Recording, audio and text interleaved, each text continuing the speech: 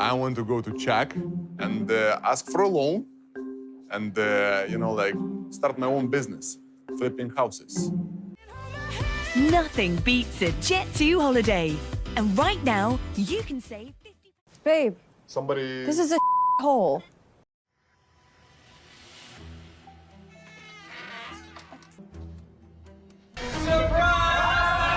Nothing beats a Jet2 holiday. Awesome! We are on episode 7 of Happily Ever After season 9. This is the episode where we finally see Elizabeth, Andrei, and Chuck driving to what I thought was going to be a pile of dirt or an empty lot. I mean, does it really exist? Yes, it does. I didn't think it was going to be a real building, but it ends up actually being worse than I imagined. We also witnessed the aftermath of Jasmine attacking Natalie, and Gino pretending like he didn't think Jasmine was going to blow up on Natalie.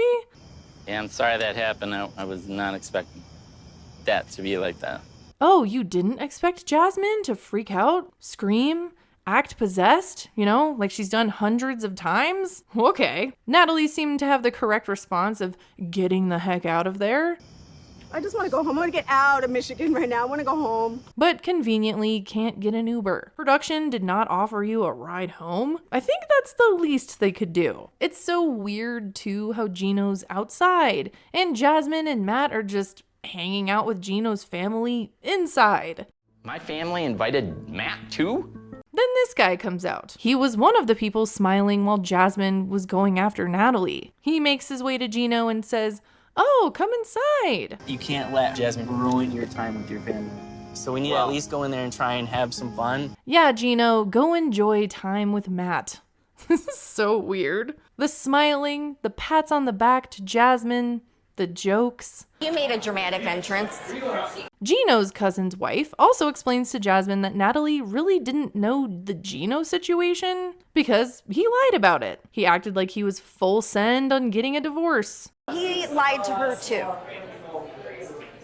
But at the same time, Gino's cousin's wife did nothing but smile when Jasmine went insane on her. Oh, yeah, and Matt just thinks it's hot when Jasmine freaks out like that. I think I'm attracted to firecrackers. Just wait until it's you, buddy. Feel bad for overreacting because I really thought that this woman came knowing the truth. She says that, but Natalie's right outside. You could go out and tell her you're sorry for attacking her for no reason. The only person that goes outside is Matt. He goes out to tell Gino how much he doesn't like him. This is Gino's first time seeing Matt as well, outside of FaceTime, which makes this pretend birthday party guest list his cousin made even weirder. And Matt blames everything on Gino. I could probably take him to court for all the money and time and things I've had to... In a relationship with a married woman. What kind of person does that make you? So what? Now the plan is to bring Gino onto Judge Judy to continue their quest of being on TV forever? Wait, is Judge Judy still alive? Oh, she is. Case dismissed. Gino has the worst comebacks too. I swear his tone doesn't help. He's kind of ugly. He talks like he has as much of a spine as this amoeba brother. I mean, you look dumb, you idiot. Does anyone know what the point of Matt coming outside was? You need Viagra, I don't. I'm in my 30s. No, I don't. I'm still fine, and I'm I'm perfectly fine, too. All right, Natalie, if you really want me to believe that you're not a plant, this would be a great time to leave and never come back.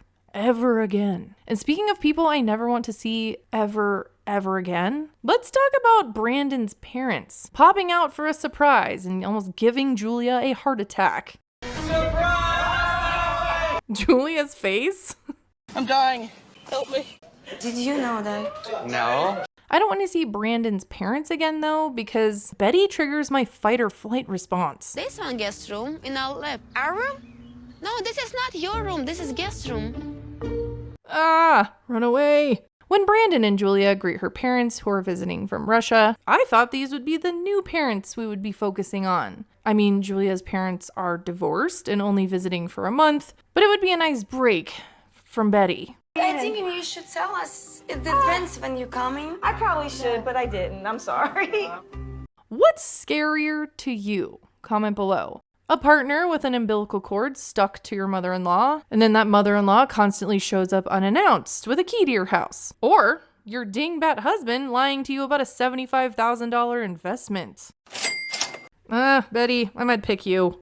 So it's not just a pile of dirt that they go see. Shocker. This is the property. At least you got new sidewalks. But there are piles of dirt in it. I do feel like the timeline of when Andrei bought this property still matches my theory of him using Chuck's money to buy it. A couple of years ago, I was looking for opportunities to invest in Moldova. We'll just double our money.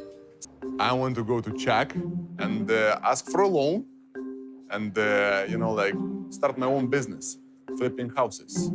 I like how during this tour, he's still trying to sell that demolishing it was the plan all along. This is a hole. We don't do total demos. $75,000 to knock it down. So most people don't think that this was a real story at all. Like, it's all set up for them to act like they were going to live in Moldova, and then this issue would pop up and they'd be like, just kidding, now we aren't moving to Moldova. Nobody predicted that war in, between Russia and Ukraine, and since it was a Russian company. Well, the Russian company that was providing construction material is holding our money, and it folded. But here is a story that I would believe, and I think might have actually happened. I could be convinced that Andrei really did this, used Chuck's money to buy this property a few years ago. They have not said it's Chuck's money, but that's my theory. But in this theory, Chuck fully had his involvement, and they bought this together. That's why Chuck is there in Moldova. So, why couldn't you just flip it to another company local to finish it? They took our money, partner. Stole it. I know it. To me, though, that would mean that Chuck and Elizabeth knew about this. This means that you lied to me. You withheld that information from me. That's lying. Yes, it could have just been bad luck from the war being 3 months after they bought this house, but that was a few years ago. Missing $75,000 for that long is just not believable to me. There is no way that Andrei took that amount of money and Chuck and Elizabeth didn't check up on it, right? That's how I feel about this. I think they knew about it. It was just something bad that happened to them. They spun it to then create some sort of story for happily ever after. Because it works so well, doesn't it? Oh, look. Now here's an easy out of the Moldova moving story. Elizabeth didn't know. She feels betrayed. Easy way to say their property is no longer an income stream. They can't move. Bye! Now, Elizabeth is conveniently leaving. She changed her ticket and is leaving with the kids and Chuck, while Andrei stays behind. Yet, you don't see her and the kids say goodbye to Andrei's family, which I think is suspicious. He doesn't even put the bowl down. You serious? I'm as serious as this suitcase sitting on the bed.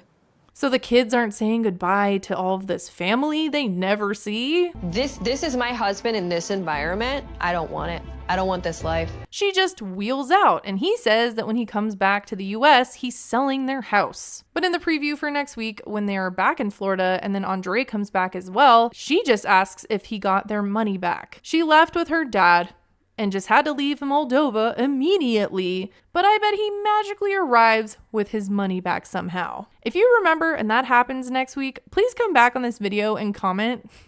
I'm guessing, I'm really thinking they're gonna be like, oh, Andrei got his money back, something worked out. Like, this is stupid. I bet everything is fine next week. The only storyline this week that to me felt genuine was Darcy and Georgie. Georgie sees his sister for the first time in years. She seems nice. She gets along with Darcy pretty well. She does have the concern that Darcy is older and worries that Georgie will regret not being able to have kids, which, I mean, big age gap. I think that's a reasonable concern.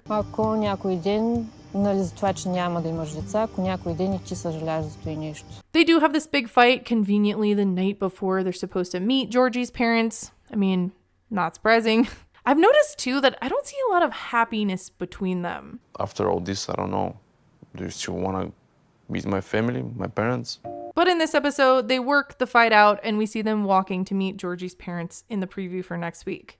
So let me know what you think about the whole Andrei Elizabeth situation. I think we're going to get an update on Kara and Guillermo next week. I'm so tired of Jasmine and Gino, and now Matt. Matt is now just as annoying. Make sure to follow me on Instagram if you haven't already. And also, this is my QR code to my Snapchat. Make sure to follow my public profile. I will be posting often on there. Anyways, thanks for watching. Bye!